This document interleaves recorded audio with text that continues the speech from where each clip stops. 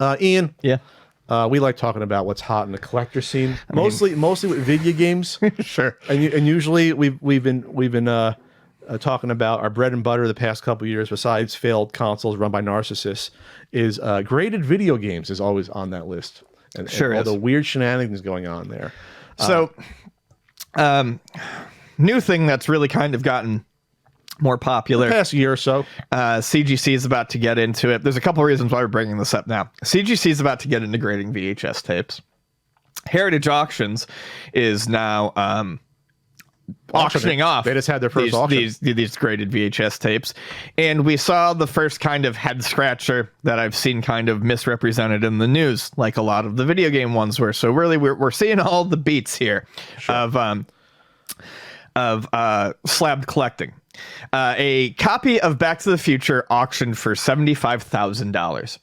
And what I noticed immediately was that the reason, I mean, there's no good reason for a copy of Back to the Future on VHS to go for $75,000. There's no good reason ever. But this one was owned by the actor who played Tom Wilson. Tom Wilson, who played Biff Tannen. This is key because it makes it a collectible of a different sort. This is not just a sealed VHS tape anymore. This is a sealed VHS tape that was owned by the actor. With provenance. It's definitely a bit more of a piece of memorabilia. However, VHS collectors are hot to push this out there without mentioning that this was an actor-owned copy. They're keeping that out? It's buried in, like, I mean, well, it's not buried in this, but it's not in the headlines of a lot of these. And, like, a lot of the people who were sending me this article over the weekend were like, this is crazy. I don't think any of them knew that this was, like, Tom Wilson's copy. Okay. Or, at the very least, the people who stand to make money off of this shit are doing a decent job making that not the thing that's in the headlines. So this is what's happened in the past year. This is what's happened. I've noticed it. I wish I had the video in front of me. There's been some, and Sean from Reserves Investments did a video on it. We love Sean. Go check out his video on this. I probably disagree on a couple fronts with him, but overall, his sentiment is good. This is a new market that hasn't been tapped into the same way that, for by and large, the sealed games weren't tapped into, even though sealed games existed. This really hasn't been a thing really at all in terms of like grading these and getting these out there that we knew about. I never heard about people slabbing VHS tapes until the past year. I knew collecting VHS tapes for fun was a thing that's been around for a while. James has basically in his basement, he has basically a video store. When we were at SoCal, I saw a couple booths selling some old VHS tapes. But the slabbing and searching for sealed ones is a new phenomenon. With games, it's been around since the late 2000s, early 2010s. This was a new phenomenon. I remember seeing a video, Ian, I should have bookmarked at the time. It was a graded game collector that was showing off his like early 80s VHSs and pointing, this is the point I'm gonna get to, noting the differences in the first editions, educating us. Look at this line on this like Nightmare on Elm Street. This means it was the first release. Look out for these things here, these stickers and these marks here. So this was the same playbook that Wata, this is why it was unethical from the start. Wata themselves, who were just grading stuff, put out an educational article telling people about, well, these are the differences in the early black box games. This is what's a first print. This is a second. This is a third. Look for the different shape of the seal and the oval. Look for this and that. So they're already trying to create these differences out in large so people could then hunt for them and also start valuing things at different levels. Right. These are differences that most collectors didn't care about or knew about them and just didn't say, but crazy collectors really have to accelerate the us versus them in terms of collecting. They have to make that, hey, get on the knowledgeable side, and this is what you look for. It's just curious that this collector, of course, was into the graded games already, and these people only come out with these videos after they establish their collection because they want it to go up. This isn't an altruistic thing, Ian. Hey, Ian, look, this is what you want to look for. I have all this is shit. A person who has a billion VHS tapes, and they're like, how can I make these worth even more money? Yes. Well, we can start making them even different from each other by looking for these little misprints, lines, First edition. a star in the background that's not on this one, you know. Exactly. So when I saw that, I was like, this is probably the same sort of individual that would attack us for saying there was collusion. So Sean at Reserve Investment says he doesn't believe there's been collusion so far with Heritage Auctions and the grading houses. And there's been 2 grading houses so far that are doing it. Most of it's been VGA, the Video Gaming Authority. They grade this. And the other one's called, is it ILS is the other one? It's one I haven't heard of. It's an upstart one that are also grading this. IGS. That's a newer one that I've seen pop up the past, I think, couple of years. So you have these 2 competing companies that are grading these. I guess like anyone that owns an acrylic factory can get into grading stuff without, like, we don't know who these people are. They just start grading. So that's besides the point. That was a problem with VGA originally. That was a problem, with Wata to a degree when they came out. So we're going to start seeing the same playbook be run by and large with these articles like this, with the YouTube videos, with people saying, look out for this and that. And that's what I want to talk about before we get into some of the insane prices. And some are actually like, okay, this is reasonable in the hundreds, a lot of these, but there's some ones that are nuts here we'll get into here. The $75,000 one, that's a special case.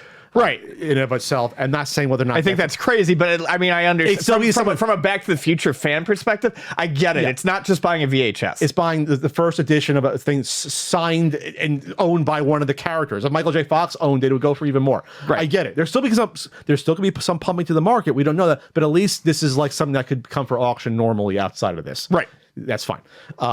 So there's a couple of articles that came out. And there was a video by Golden. We'll go over the Golden. Golden, they're the ones partnering with CGC, I think, for the game stuff. I think they're part of that network of umbrella company. A VHS expert did this video on Golden, and it isn't the worst video in the world. I went through it. It's a 4-minute video by someone named Cole, who's a VHS expert and collector. The top 5 tips for new VHS collectors. This came out in November. So they're already trying to hook people. It's the only way the value of stuff rises. You have more buyers, or something is so incredibly rare and scarce and important that there's a few buyers, but it's always going to be pumped up. It's like, oh, there's only 12 copies of the Declaration of Independence. It's always going to be worth money. Right. But we're talking about sealed VHS tapes, where VHS tapes by and large are worthless for the most part. They've been worthless. Going to the swap meet the past 10, 12 years, you would see either people's collections of them or like CDs.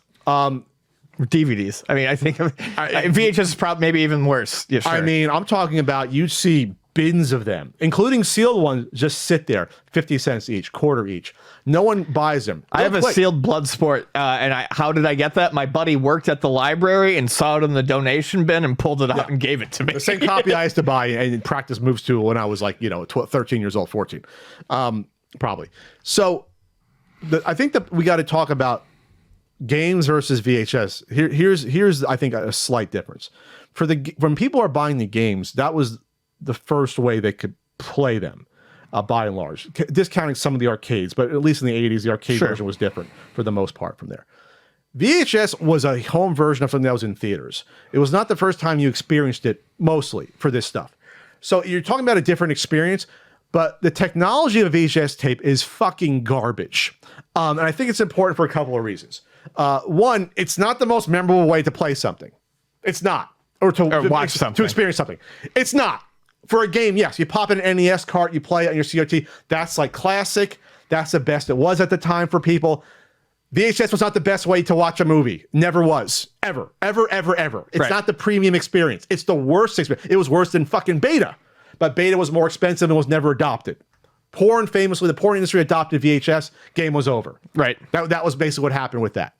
So I think that's important, and not to harp on it. You can't get away with saying like, well, this is the experience we had. No, you can't even argue that. It was garbage. VHS tapes would start to even then people would complain about it, and that's why like when we were younger and tapes were expensive, my family and I would fucking be like, well, do we do this one on SP or or do we try to cram all the cartoons on in like the extra long mode, or you watch a dub, so because every time you watch a tape it degrades. Same with an audio cassette, it will degrade a little bit each time you play it because each time you dub it is more importantly you start with a clean recording off a TV. Every dub you do is going to get gross without even playing it. Yeah. So that's garbage in and of itself. Once DVDs came out, the reason why people were excited, wow, this won't degrade. I don't have to rewind this shit. There's chapters. So this was not the best experience. I get that out of the way, unless you disagree. That's not. VHS was fucking terrible, but it was just what we had. Right. So number 4 on this list, number 5 was buyer beware. It is good to watch out because there will be people that will try to scam people in a new market. There's tons of VHSs lying around. How many sealed? I am not an expert on that. This guy in the video had literally stacks in his closet of the same sealed stuff. So they might be out there. I just don't know. I'm not an expert at this, like more so video games. So buyer beware. There could be someone that's going to try to sell you a first edition of a tape. There might be a second or third, and like no one is an expert at VHS tapes for the most part. There's not conventions. There hasn't been a market that's been around for 20 years. You know what I mean? There's not like a large group of people that have been doing this versus video games. Number 4, you snooze, you lose. This is where I take exception. Get in early, Ian. Make sure you get it while you can. Because you can't make money if there's no market. And that is one of my least favorite things, to get in early. You want people to get in early, not because you want to help them, but because you need them to come into the market so that you have people to sell to. Yeah, this person's video has like literally like stacks of Indiana Jones Last Crusade VHS sealed and Temple of Doom. Buy what you like. Well, that's a good tip. Stay calm. That's a good one. And then the number 1 tip on here was have fun. There you go. Have fun. But, when it's an investment, and by the way, there's like investment graphs being shown in this video. Like as a side note, I'm like, they know what they're doing. There's literally like a stock investment. Oh yeah. They know. Sure. They know. They know why why do you think Golden is putting out this video on their YouTube channel? Because they tend to make a hell of a lot of money if this market explodes like the sealed games does. Yep. Anyway, what was I saying? Back to the article. Where's that article? Is that article on here? Yes. This article comes out, Ian. The first one, the UPI one? From Cron.com. Did you see that? It's the second one there. Ian. Oh, yep, got it. Written by Matthew Kitchen. Remember, VHS collectible sales are on the rise, highlighted by a list of iconic 80s flicks. And they talk about the VHS Back to the Future for $75,000. Talk about how a digital copy will set you back $15 on iTunes. Nerds can buy the trilogy limited on Steelbook for $70, but you can get the VHS for $75,000. They do say that yes, this was not a normal one. This was owned by the person that played Biff Tannen, and so it's a little bit different. This is what Tom Wilson said about it. This is a VHS tape of the first release of Back to the Future, sent to me by the studio at the time. Since I knew that the VHS platform would be around forever, I saved it for later, and now I can't find a VCR. Oh well, enjoy. There you go. It's a funny little note. Yeah, it's graded with the little note. Did you read that? It was just a weird thing in there. I just aside. He carries business cards around that are mini FAQs to hand out to people who recognize them. He used to be very down on acknowledging his part in the Back to the Future trilogy. He's come around on that. I was going to say, he seems like he has. He's come around on it. He used to do stand-up and never want to talk about Back to the Future stuff, so he had a little song about talking about Back to the Future stuff, and oh, Michael J. Fox, oh yes, he's a nice guy. And yeah, that was one of the Was Michael J. Fox really a nice guy? Yes, everyone loves Michael J. Fox. He's a saint. So anyway, so yeah. So he sold copies of 2 and 3 as well. I'm now picturing every other actor in the world seeing this and be like, oh, I got all this shit laying around. Harrison Ford has all his dumb tapes. He doesn't care about Star Wars. Have a feeling any Star Wars stuff he had, he probably got rid of a throw long the dumpster. time. He didn't care. Lit it on fire. So yeah, this article goes over some of this other stuff. The IGS sealed original MCA Jaws release from, I guess that'd be late 70s, early 80s, Ghostbusters, 87. So I think we're going to see more of these articles come up, unfortunately, to pump the market the same way the New York Times one did, the Kotaku one did, and a few other websites where they're not going to be like, hey, let's pump the brakes a little bit or talk to someone with an alternative viewpoint here. And that's what sort of hit me about this one, where they got to be careful. At least try to be careful when it comes to this stuff. But it's going to be the same playbook that's going to be run. I mean, we're already seeing it. So you want to go over some of the results here? If you want. 2001 Space Odyssey from 85, $1,700. It's the flatback gatefold box.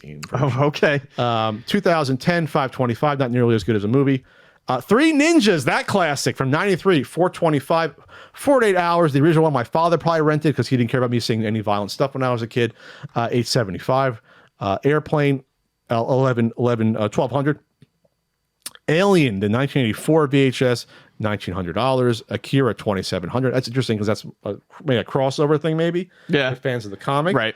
That makes sense. Aliens, $1,000. with the horizontal overlap white CBS. See what I mean? Now there's gonna be all these terms for this shit, like different things on the box. Of course, the 75,000 Back to the Future. A regular one looks like from the same one went for only 3,000. Already you have the same thing where, make an offer to the owner to buy it for 4,500 immediately. And it's like, come on. Can we pretend that some of these people at least are into this stuff? Back to the Future 2, sign one from the actor, went for 1,600, and then 1,300 for 3. A trilogy VHS pack went for 10,000. So for the most part, most of these are in the hundreds. Big Chill, Big Lebowski, $800 for the Big Lebowski VHS. Jesus, that was one of the earlier DVDs, because that's about when DVDs started to get going there. So the Blob, 1,100, the remake. Could you picture this getting as big as the game stuff, or not really? Or it's just hard to tell. Yeah, I mean it's fucking hard to tell, man. I have no idea. I think this is what I think is going against it. I don't know. I don't think it's ever going to get as big, because I think it's harder to put importance on just one movie and have everyone agree. Well, plus because like I said, these weren't the first times people saw those movies on VHS. Right, exactly. Yeah. Whereas you can point at something like Mario and be like, that's important, and everyone's going to go, yes, Mario's important. And same thing with Zelda. Sure. It's going to be hard to get that kind of general consensus on a movie. So I don't see any of them. I don't see there being a Mario 64 that goes for 1.5 million here. Well, we never thought that would go for 1.5. Sure. They think it was probably a $10,000 game. Most, then it blows up a billion %. I've been made to look a fool. Well, but there was collusion with that though. Like E.T. from a 1988 promo of E.T. went for $2,500. The Exorcist from 86 went for $1,000. That wasn't probably, was that the first version of that movie in 86? I wonder. First Blood, 22,500 for First Blood. It was rated a 10. So fresh off Stallone's box of garbage, it sounds like. There might be some I'm looking at some of the Friday 13th, some of those original horror ones were like kind of unique in the early 80s that came out the mid 80s. But yeah, I don't know. I think also what was going for the graded games, also, I think the pandemic helped. I think there was an influx of quote unquote like cheap money getting thrown around at the time. There was now we're seeing a little bit of inflation. Free money, inflation. And people just tossing around money, and they're investing in crypto, which has now crashed, and NFTs. And it was like a perfect storm for that stuff. Like, okay, everyone knows about it. Everyone grew up with Super Mario Brothers. Everyone had this, and now we got all this money to play with to make ourselves rich people even richer. This one's insane. The Goonies. I literally just scrolled to that. Holy shit. 50,000 for and I love Goonies. I watch a dub of it every day of my life. A Goonies one went for $50,000. $50,000. Yeah, that's crazy. Original Gremlins were 5,500. Ghostbusters 23,700. Yeah, so most of them are in the hundreds, which is like, okay, that's reasonable. If you want to just collect some weird movie, like you want to, and then again, I see a Kroll for 5,500. I was like, wow, I didn't know Kroll had a following at all. Right. So I don't know. But I do know this is that they might make the same argument that, well, it's hard to find these games, sealed. But I would say, well, but the amount of people that collect VHS by and large was so much smaller, and it was just basically like movie collectors just wanted to have them versus sealed. They're gonna have to get past that sort of thing. Well, these are sealed. The last thing I'll bring up is this: a sealed VHS tape, by and large, has the movie in it. Maybe like a coupon for something or a promo code. There's not the ephemera that's involved with most of these, especially the earlier VHS. When you got the earlier VHS stuff, you got the tape. That's it. There wasn't like promo codes and like coupons. Because remember, for the first, I'd say 5 to 6, 7 years, the market wasn't for home buyers. It was for rental shops. They were too expensive for people to buy. So you weren't getting there wasn't like feelies involved. You know what I mean? Right. So that to me makes it less interesting on a service when you're really talking about what's preserved in quotes, because this is tape that degrades naturally over time. It's just a better condition of the box. Right. That's it. There's not even stuff inside. And I find that too. Well, and I think it's not even so much the box, but the condition of the seal, because like anything, and this is what I always think sealed stuff is so silly, especially like records, particularly. The shrink wrap shrinks over time and damages the corners of the box. So a lot of these, I I would have to look into it more, but I don't think condition of the box is really necessarily it, but it's condition of the seal. Just like how Wata grades the seal separately from how they grade the box. Yeah, and so does VGA. They have the number and they have the gold or silver or bronze. Right. They do the same thing. The last thing I'll talk about here, there is a video game thing on here. I think I saw a Captain N tape, but there's also a Zelda one. Nintendo 64 Sports Preview, the ones they would ship you for free from Nintendo Power, sealed went for $209. There you go. So all right. Well, I guess we'll track this. We'll see if there's any weird shit that happens. But so far, knock on wood, there's no like weird shenanigans happening with this. Part of the reason could be why maybe they realize people aren't sitting on this to the same degree. There's not, like I said, if there was movie conventions with people running around buying every sealed VHS tape, I could tell you about it. Like I saw, at Too Many Games a few years ago. But I guess we'll see where this develops and where this story goes. And real quick, we have an update, a slight update on the Wata class action lawsuit. It's not bad news. It's not good news, but there's a lot of procedural stuff going on right now. So looks like they're looking to change the venue. Wata and the Umbrella Company is looking to change the venue from California to Colorado. And why is that a potential big deal? And I emailed the lawyer, who's very nice to get back to a peon like me. and they said that there's basically, this is the TLDR. There's less consumer protection laws overall in Colorado versus California. When it comes to false advertising, in Colorado, there is no class action lawsuits you're allowed to do for false advertising. I don't know why. It sounds like the law might be getting changed. So they want to change the venue from California to Colorado. Colorado is where Wata used to operate before they were bought out last year. Now it's operating out of California. They're trying to change the venue back to there. If they accomplish that, that could potentially mean that the class action for the false advertising would have to be basically tossed or changed dramatically from that. That would be bad news. That'd be bad news versus individual lawsuits. You want to do the class action because it's meatier overall, right? Yes. However, the RICO, the racketeering stuff, since that's still a federal, since that's a federal statute, that would still be no matter what. Potentially in California, yes. But if they couldn't potentially, I guess, tie that to the false advertising, it might be tough. Well, that's what I was saying. Just looking at it, if the false advertising stuff is a pretty clear if you're in a place that you can actually fight for that. Sure. RICO is notoriously fucking difficult. I mean, it's almost like a joke how difficult RICO is. There's a high threshold. There's a high threshold for what you have to do to prove it. It's conspiracy. Because and that was, not to pull up politics, but you look at the entire time Trump was president, mm-hmm. Everyone's like, is this the RICO? We doing the RICO? We got the RICO? And no one has the RICO because it's fucking difficult to prove. It's difficult to make that happen. Sure. So thanks to Janine, who reached out and answered our questions about it.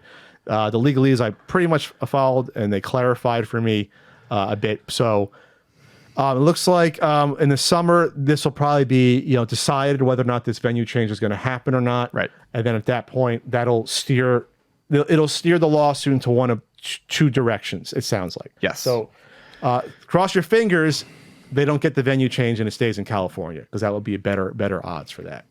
But these companies have money to blow and obviously defend themselves. They do these purchases of these companies, and we'll see what happens.